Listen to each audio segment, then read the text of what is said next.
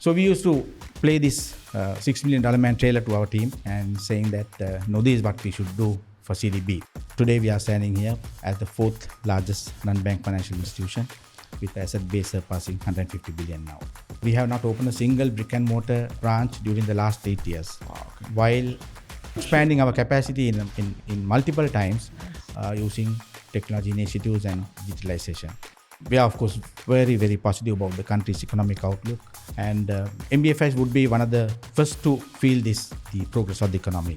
So that quarter trillion asset base is no more sort of a aspiration or a target. We can see that we will get there probably within the next 2 years.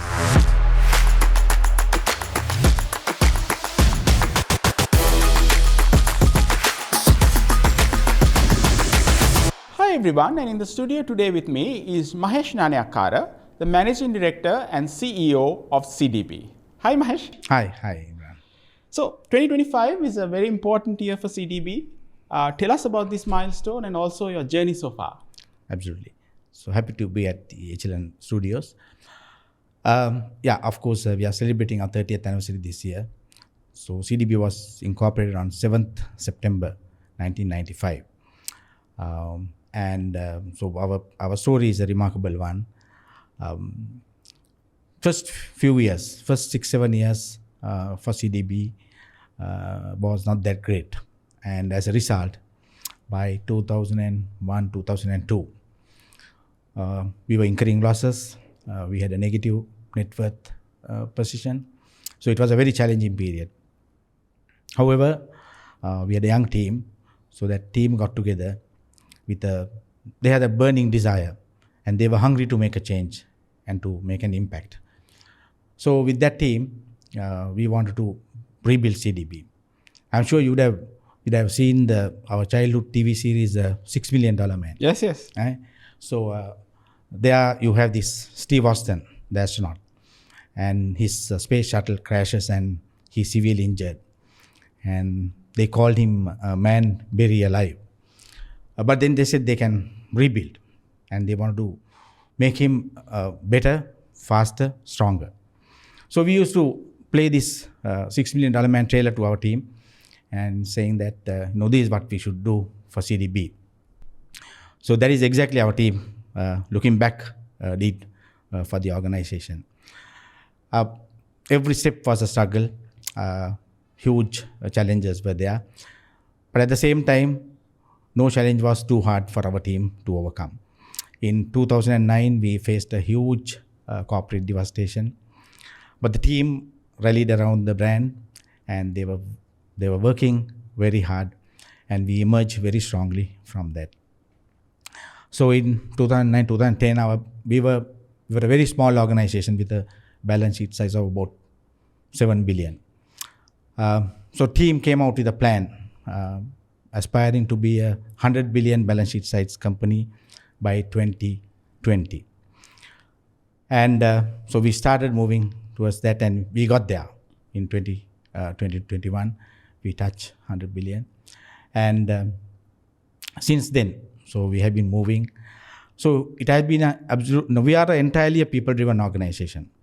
So it's a story of extraordinary results to ordinary people. So still our internal jargon is we talk, for us EPS is emotions, passion and spirit. So that's what we had, and the team has done great.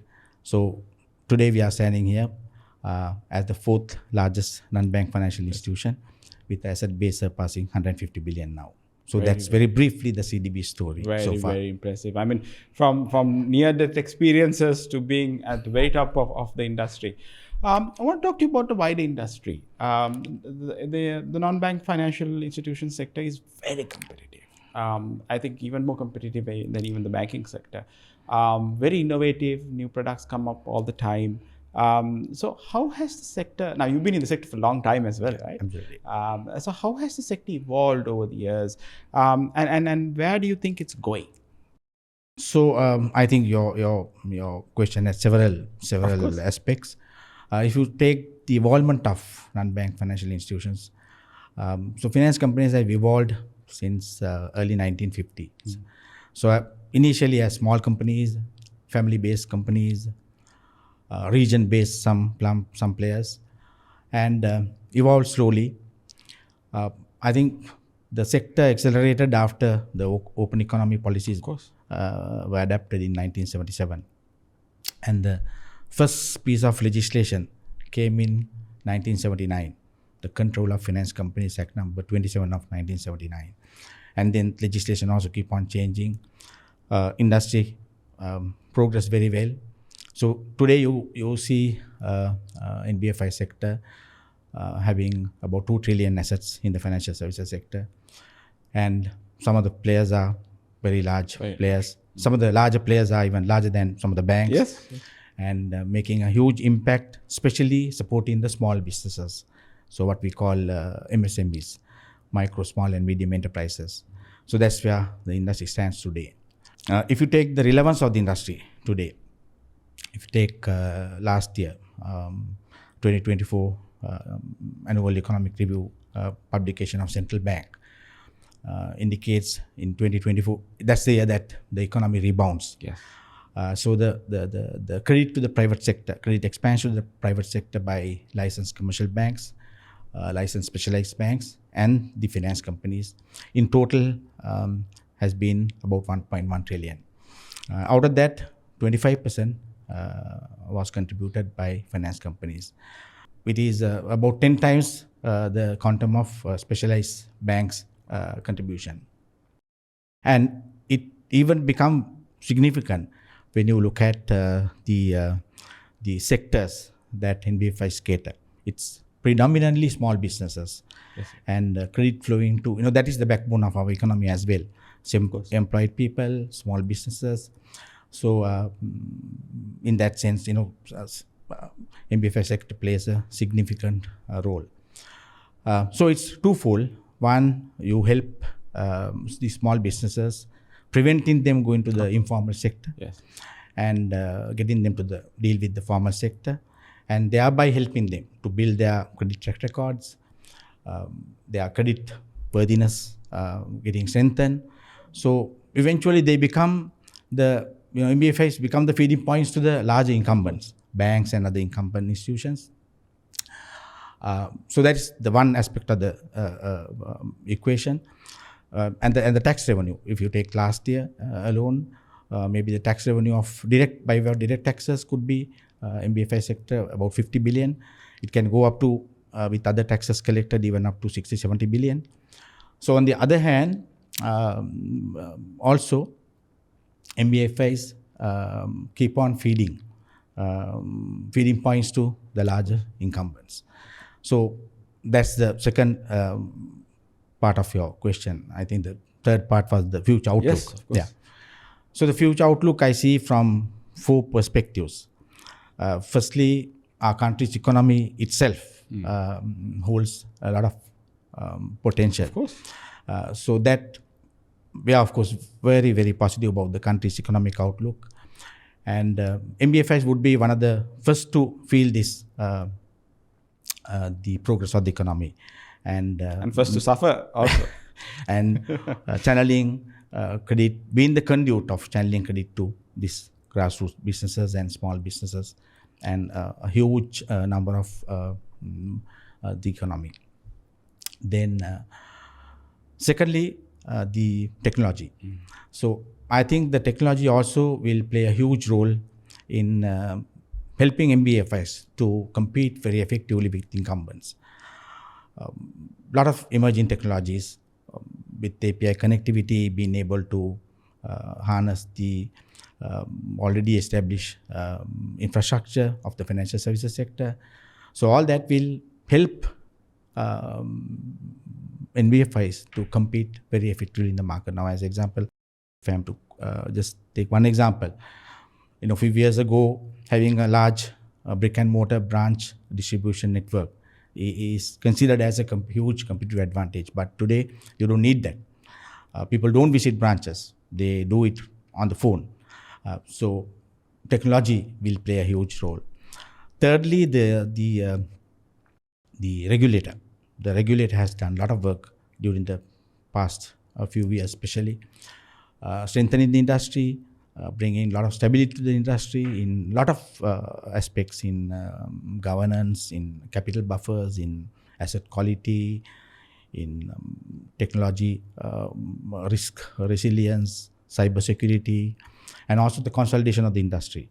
So the regulator will continue to do that, and that will have a huge impact on the future of the industry. The last is the consumer, very demanding consumer, whatever it is. I mean, the products, the pricing, the conduct, everything is a very demanding and well aware consumer that will not only demand the products, but being responsible corporates, socially, environmentally. So consumers are now very enlightened and demanding. So these are the four aspects, I think, that will shape the future of NBFI industry. Interesting. So let's look inward now at CDB itself. You've outlined four aspects in which you see the industry evolving. How is CDB, capturing these changes? How is it adapting itself to be future ready and resilient? Yeah. So Imran, if I'm put that question into perspective, what we did was in 2020, 2021, in our annual report, first time we published a sort of a model, broader business strategy, where I told you that we touch the 100 billion asset base target in 2020, 2021. So at that time, we came with another aspiration, CDB to become a quarter trillion asset based company. So with that, we put this framework into perspective and continuing our journey as a socially and environmentally responsible organization, moving towards a net zero target. And in that whole thing, we considered two enabling pillars as one side, embracing the technology disruption, on the other hand, embracing the sustainability. So this was put into place. So each other also complementing the both pillars. So from technology side, we captured all the emerging technologies, right? Bit of platform thinking. We have a platform called patpat.lk.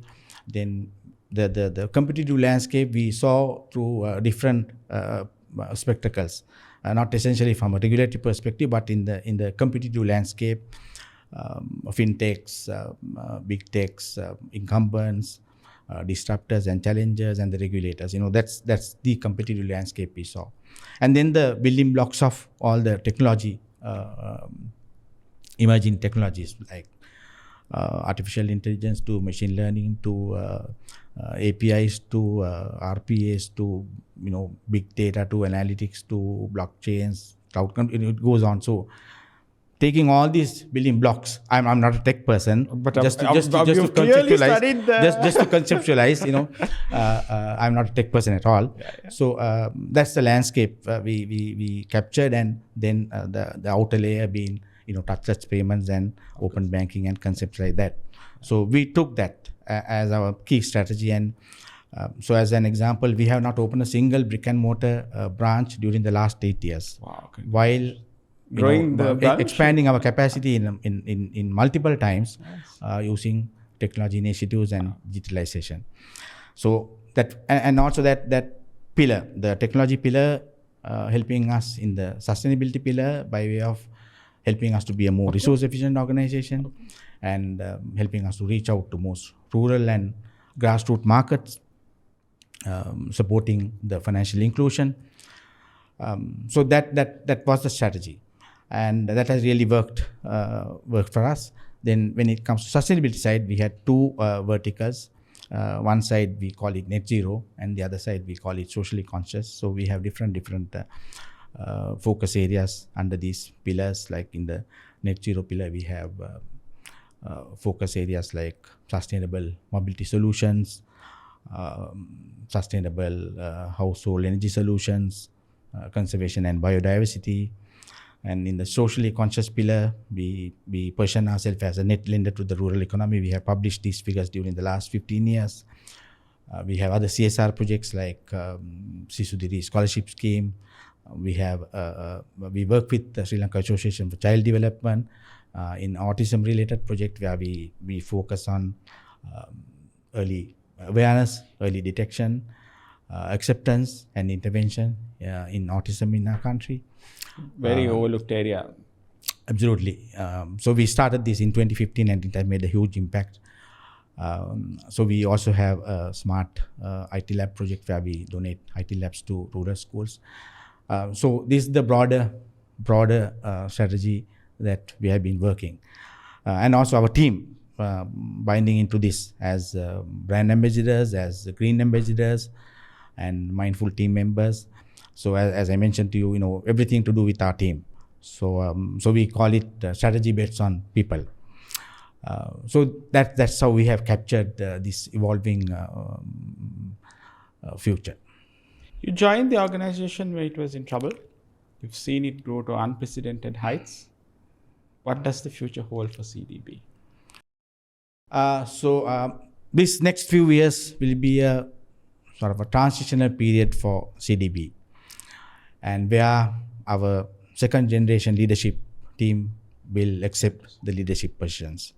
So of course, this is on a well articulated, well structured, well planned succession plan. Something I don't see in many corporates in this country. We have been working this work on this for very carefully for so many years. So in that context, we just released our interim financials for the financial year. So very impressive. 24-25, and so where our profits have grown by over 50% to 4 billion, pre-tax profit to 7.9 billion, to 70% growth. We have contributed to the state coffers about 3.9 billion. We have touched the revenue mark 25 billion, and also we have our total asset base has passed the 150 billion mark, now standing at 157 billion with about 22% growth. So that quarter trillion asset base is no more sort of a aspiration or a target. We can see that we will get there probably within the next 2 years. So the next generation leadership, they have already come with a more challenging aspiring target for CDB. So as we move forward, I would envision CDB to continue as a purpose-driven brand, sharpening our focus on being a socially and environmentally responsible brand. And also CDB is a brand that blends financial services and tech. So I would see as we move forward that in that blend, the tech component the tech flavor to be more prominent, and we'll continue to be a very purpose-driven brand. That's what I envision for CDB Imran. Excellent. Mahesh, Nanayakkara, thank you for your time.